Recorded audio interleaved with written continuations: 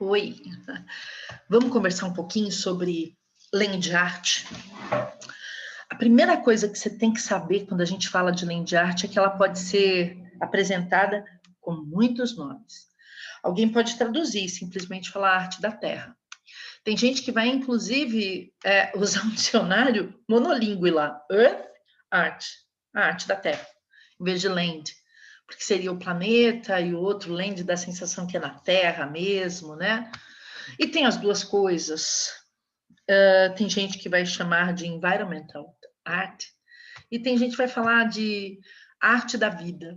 Tem vários, as pessoas vão tentando criar coisas. Mas nos vestibulares, land art é o que tem aparecido. O que a gente pode pensar para começo de conversa? Vamos lá. Quando nós pensamos na história da pintura e da escultura, a paisagem ela ganha um espaço muito legal no Renascimento. Só que é um espaço de fundo, é um plano de fundo. É um plano de fundo que normalmente nós homens temos ali um momento idílico. É o que nós chamamos de contemplação. Eu olho aquilo e vou ficando calmo, eu vou projetando um futuro, eu vou aumentando a minha fé. Então, aquela religião, pode até ser uma religare a natureza, né? Mas aquela natureza, ela vem para que nós tenhamos ali um momento de ócio criativo. Depois, na pintura holandesa, quando a Holanda vem com seu período áureo, nós vamos perceber a landscape, até ganha nome, e as pessoas vão fazer só paisagem por paisagem. Só que eu lhes confesso, eu não vou dizer para vocês que os holandeses estavam a fim de pintar árvores e passarinhos, tá? Antes, pelo contrário, eles têm muita paisagem de crivo urbano, para mostrar a ação antrópica, ou seja, para mostrar o quanto eles enriqueceram depois de libertos, especialmente da Espanha, das conquistas da cana no Brasil e não só, né? A gente sabe que os holandeses viajaram um pouco mais, da tomada das tulipas da Turquia como se fossem suas, então assim, e da criação de muitas lentes. Então, lá a gente vai ter essa ideia de expansão e a paisagem vem muita coisa urbana. Depois você vai ter o romântico. O romantismo, de maneira geral, em todos os pontos da Europa, vai trazer a paisagem. Olha, é sempre assim, eu gravo e é barulho. A avenida não tem jeito. Mas o romântico, ele vai trazer algo assim muito, muito interessante, que é a projeção do seu sentimento na paisagem. Então, ele está sofrendo, o que ele faz? Ele contém esse sofrimento? Não, então ele coloca ali, naquele momento, um tufão, um vulcão, um mar revolto, a paisagem espelha. Depois o realista vai dialogar com isso e vai mostrar, normalmente, mares muito pacatos, né? Paisagens feias, como vem na escola de Barbizon, que é adorável, aquele levante contra os românticos. Nossa, Corot, Millet, a escola de Barbizon é fantástica. Depois da escola de Barbizon, a gente tem os impressionistas, com muita paisagem. Até porque é muito interessante, na paisagem, em loco, você olhar a transitoriedade da luz e o efeito da luz sobre a cor. Ótimo. Depois quem fala em paisagem? Se você parar para mexer, paisagem ela fica um pouco esquecida, a terra fica um pouco esquecida.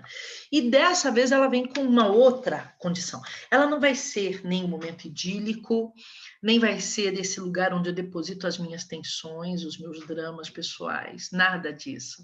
Ou que eu faço um estudo. Na década de 60, essa corrente já começa a surgir, a necessidade de sair do museu, sair da galeria e de fazer intervenções. Isso acontece com o minimalismo.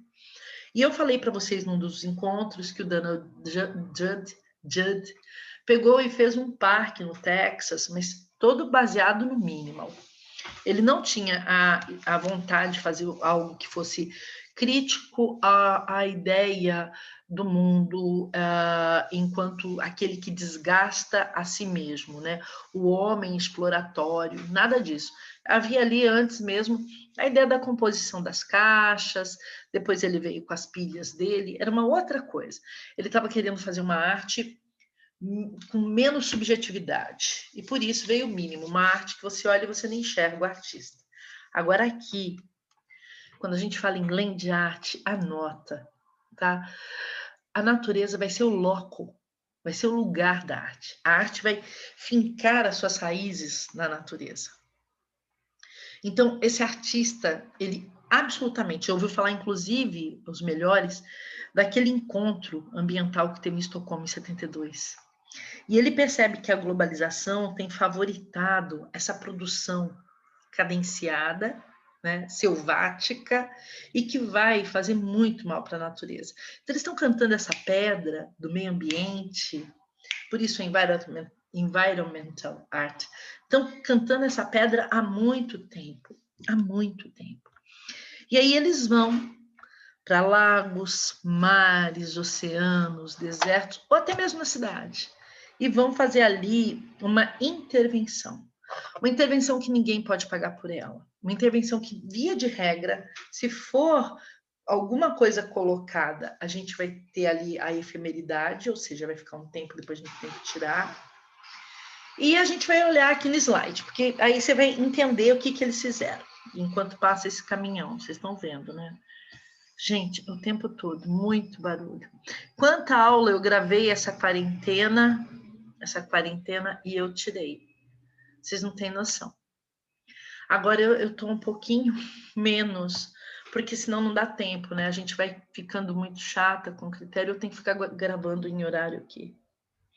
Então, olha, além de arte, tem origem numa vertente do chamado minimalismo da década de 60. Essa linhagem coloca em xeque as distinções da arte e não arte, denunciando o sistema institucional de validação dos objetos artísticos. Eles não querem mais algo que alguém possa comprar e levar para casa, sabe? É meu, só eu vejo, né? São totalmente contrários ao capitalismo, são políticos. Isso não é tão berrado nos Estados Unidos, mas são artistas que dizem que querem algo para a posteridade, que eles querem algo que seja grandioso. Alguns são ambiciosos, dizem que inclusive querem algo que fique como as pirâmides do deserto. Então eles vão para desertos, lagos, canyons, quer dizer, aquele lugar que ninguém vai. E aí a gente fica sabendo disso por fotografia e filme. Lá no deserto, no lago, no canyon, essa arte ela vai se deteriorar naturalmente. Então ela é efêmera, ela não é para sempre. Se for na cidade tiver uma intervenção urbana, como a Jeanne-Claude e o Cristo, que eu vou mostrar para vocês, aí é mais coisa, porque tem que tirar, tem que pôr, tem que tirar, e faz o filme, faz, né? Então, faz a fotografia. E olha só esse daqui. Essa obra do Robert Smithson, ela é interessantíssima. Esse caracol é imenso, imenso. E fica... ele é feito de terra, pedra, concha, tá bem? Em Great Salt Lake, em Utah, nos Estados Unidos. Ele já veio 2 vezes na UEL, eu acho que ele não volta. E sim, ele tem se degradado mais e mais. O que nós temos dele são fotografias.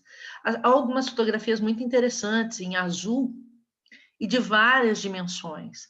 Só que eu escolhi essa em preto e branco porque eu acho que depois, na hora da prova, fica mais fácil de identificar que ele fez esse espiral jet, que ele fez, né, esse rocaille aí nas águas. Enfim, acho muito interessante. O que tem para contar a história são as fotografias. Se você pedir hoje no Google, eu adoro pedir para ver no Google. Sabe aquele que sobrevoa? Coloca Great Salt Lake e vai para ver, você vai ver. Tá bastante comprometido. Outro é o Double. Esse daqui eu não consegui ver no Google. Eu pedi e não consegui. O Double Negative, eu acho que ele está mais comprometido até, tá? Porque ele fez grandes... Ou então eu não consegui enxergar direito, que também pode acontecer. São grandes fendas no deserto de Nevada. Houve a remoção de 240 mil toneladas de terra, que foi jogado para o lado, né? Foi jogado para as laterais. Então ele fez o duplo negativo. É abstrato, gente, não tem um sentido, você não tem que procurar um sentido. O porque a gente tem essa experiência da grandiosidade da natureza, da pequenez de todos nós, é essa grande sacada, entende? Dos nossos valores. Esse daqui é o que eu mais gosto, em especial. Nossa, amo Walter de Maria e acho que esse platô com esses para-raios se consome. Gente, são 400 para-raios. E aí ele colocou nesse lugar no Novo México, porque ele sabia que em algum tempo lá era muito provável dar uma tempestade de raios, naturalmente. Com os para-raios isso ficaria ainda mais bonito. E aí ele captura isso numa noite. Olha só o fenômeno. São fotos feitas à distância, como é óbvio, né? Como é óbvio. E olha o que é raio que vai cair no campo de raio deles. Pretensão, né? Porque se o homem puxa todos os raios para ali, será que não foi um pouco inconsequente isso? Será que podia pegar fogo? Será que, imagine o requinte de engenharia, porque isso na hora da história da arte eu sinto muito, pessoal, a gente não entende muito da engenharia. Só o artista que vai lá e contrata os engenheiros para fazer esse projeto. Mas você consegue imaginar o risco de tudo isso? Um ponto na Terra com 400 para-raios? Se metade deles funcionarem, imagina a descarga. Entendi? Eu não duvido. Olha como ficou esse céu aqui num determinado momento de fotografia. São, assim, absurdos. Agora eu quero falar do Cristo e da Jeanne-Claude. Aqui quem fica com a assinatura é o Cristo, mas a Jeanne-Claude sempre trabalhou com ele e eu não sei por que eu não coloquei a Jeanne-Claude aqui. Aliás, vocês devem estar se perguntando quem é que banca se ninguém compra, né? Então, a Jeanne-Claude e o Joseph Cristo, que tem essa mania de embalar, dizem que vendem todo o projeto, o conceito, e aí com o dinheiro que vão levantando, eles conseguem fazer um empacotamento. Tudo começou assim. Por que está com o nome do Cristo?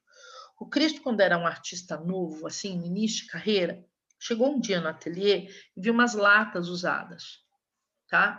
De tinta. E ele resolveu reciclar essas latas. Então, ele encapava com um pano e amarrava. Então, fazia uma lata amarrada para ressignificar, bem dentro de uma perspectiva dadaísta, assim, a ressignificação. Aí ele ficou olhando, ele viu várias latas enlatadas e ele falou assim, eu quero empacotar coisas maiores. E, de repente, ele empacotou um Fusca e uma moto, toda cheia de nós, tal. Aí ele quis empacotar estruturas maiores, e foi a hora que ele foi para a Ponte Nova. Por que a Ponte Nova? Porque para empacotar isso, gente, entre o projeto e a realização vão de 10, 15 anos. Porque é o símbolo da modernidade na Europa. É uma ponte de nome Nova que separava a periferia do centro de Paris, cortando o Sena. Então, é esse símbolo da modernidade que chegou e que aproxima as pessoas. E eles quiseram empacotar a Ponte Nova, mas ela não é a única, não, está cheio de elementos empacotados. As obras dele normalmente demandam de 10 a 25 anos de pesquisa para dar conta. Depois de mortos, ainda continuam dando sequência aos projetos. E sempre vendem o processo, o conceito, para depois levantar o dinheiro, para fazer interferência, para fazer a intervenção. Eu vou ser muito franca para vocês, sabe? Eu acho, assim, uma história, às vezes, meio mal contada. Eu li num artigo, deixa eu contar, vai.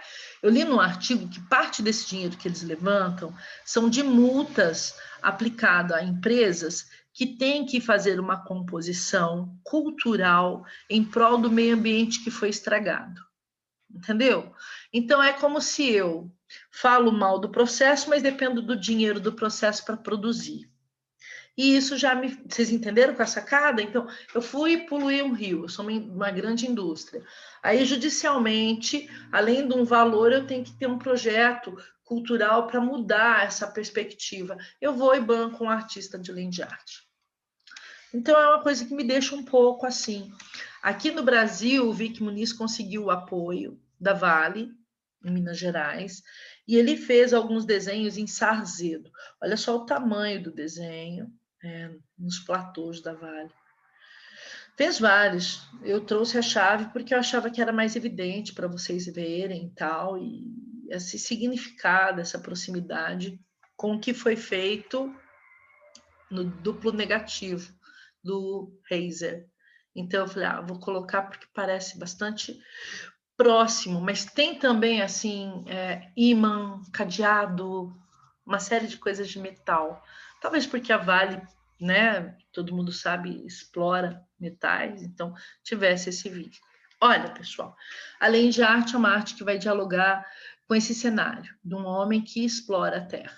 Se você compreender isso, meio caminho andado. No próximo encontro eu vou falar de conceitual, tá bem? Beijo e queijo.